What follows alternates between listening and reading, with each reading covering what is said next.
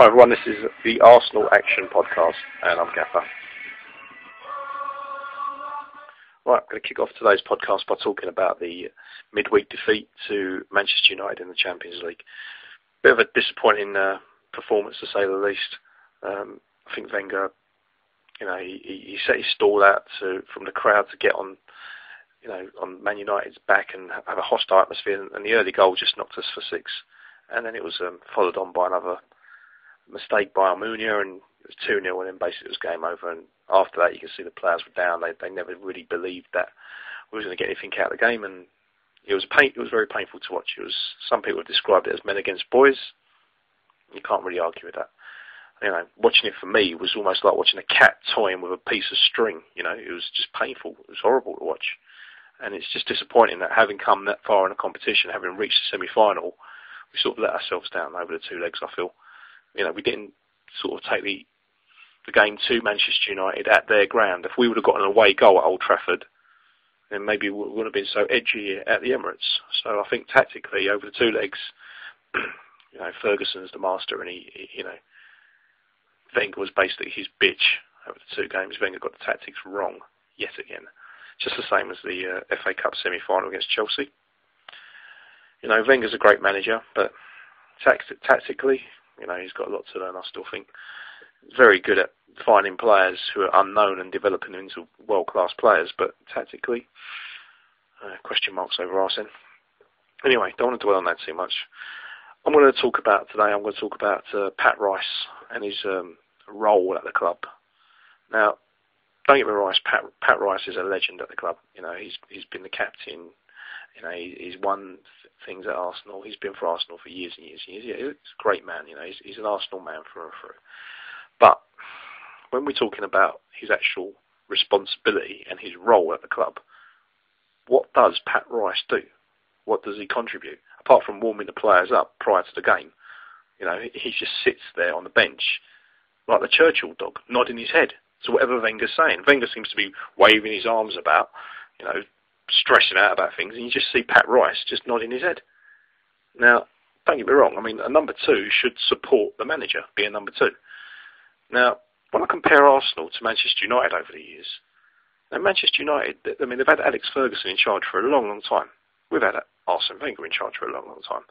And when I look at the number twos Manchester United have had, they've had Steve McLaren, they've had Brian Kidd, they've had Carlos Queiroz, now they've got Michael Phelan. Arsenal, we never change things, and I think maybe this is what's wrong at the club at the moment. Everything seems to be very stout. Maybe the players are sick and tired of hearing the same team talk, hearing the same things on a training ground, and maybe they just need to freshen things up. Now, I feel in the summer, Arsenal should maybe say to Pat Rice, thanks for everything you've done for us over the years, and go and look after the ladies team, or go and look after the youth team, or whatever. And we should bring in a new number two. Who that is, I don't know. Someone with passion. Maybe Tony Adams, everyone knows that he's not ready yet to be the Arsenal manager. But as a number two, Martin Keown maybe. He can shore up the defence and give his experience and get the defence working as a unit. And I'm sure, he can say a few harsh words in the change rooms and on the touchline. So that's something I would like Arsenal to consider. Bringing in a new number two in the summer to support Wenger. Because Wenger, no matter what anyone's going to say about Arsene Wenger, he's not going anywhere, okay? I can read blogs and I can read people's comments on the forum about getting rid of Wenger, but let's be realistic. The Arsenal board are never, ever going to get rid of Arsene Wenger. One, because he makes too much money for the club. He's fantastic in the transfer market. He sells players for 30 million. He goes and finds a player who's not as good, but can do a job for a lot less. And every season he makes a profit for the club. So why are the board going to get rid of a financial genius like Arsene Wenger? It's never going to happen. So what I propose we do is bring in a new man just to freshen things up. George Graham, when we won the championship in '89, a couple of seasons afterwards, he noticed that things weren't going right. So he got rid of Theo Foley as our number two, and he brought in a new man, Stuart Houston, to freshen things up. And it did the trick. We were back to winning things. And I think maybe that's what we should do at Arsenal at the moment. Just give the players something new, something to think about, a new opinion.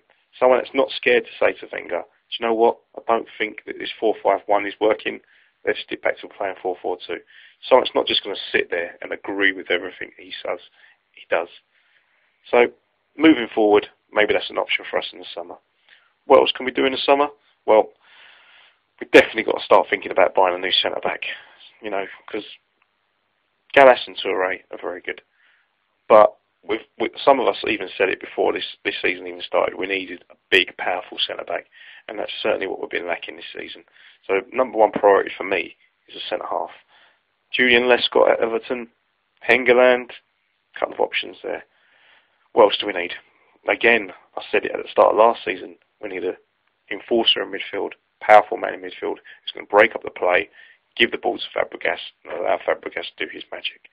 So we need a player in the mould of Vieira, big, strong, who can got a bit of work rate, almost like Flamini, because Flamini wasn't the best player, but he had work rate. We need someone like that. Denilson hasn't done it for me this season. He's had plenty of opportunities. Most played player this season, I think he has been Denilson. For me, he's been okay. But next to Fabregas, sorry boys, but they're too short, they're too similar. We need a grafter in there. What else do we need to do? Well, Wenger needs to convince the players like Walcott, Fabregas and Van Persie to stay, sign a new contract. Another thing Wenger needs to do, he needs to be a bit ruthless in the summer. He needs to get rid of the players that are not good enough, i.e. Johan Giroud, Diaby, Nicholas Bentner, players like that. Players who we can all see are not good enough. Next season, we need to go back to being Arsenal. 4-4-2 with wingers. None of this 4-5-1 cagey negative shit. We need to get back to playing 4-4-2 like how we did when we went 49 games unbeaten. Perez on one wing, Ljungberg on the other. That's how we play. That's the Arsenal way, not 4-5-1. We've got Arshavin, we've got Nasri, we've got Theo Walcott, we've got Van Persie. We've got great gifted players. Why are we asking Van Persie to play on the wing? Why are we asking players to play out of position? Why are we asking Samir Nasri to play as a defensive midfield player? You know, come on, let's just get back to basics at Arsenal. So, anyway, there's not much more I can say. Say today that we've been linked to a few players. The funny season is going to start soon, isn't it? It's going to come to the end of the season. We're going to be linked to every player under the sun.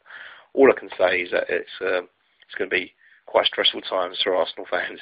We're going to be linked with all these world-class players. No doubt we're going to be linked with Frank Ribery, and we're going to be linked with all these world-class superstars. David Villa. Who are we going to end up signing? You know. Femi Akinwanda, second division French player, 14 years old. So let's not get our hopes up. But Wenger might surprise us like he did with Arshavin.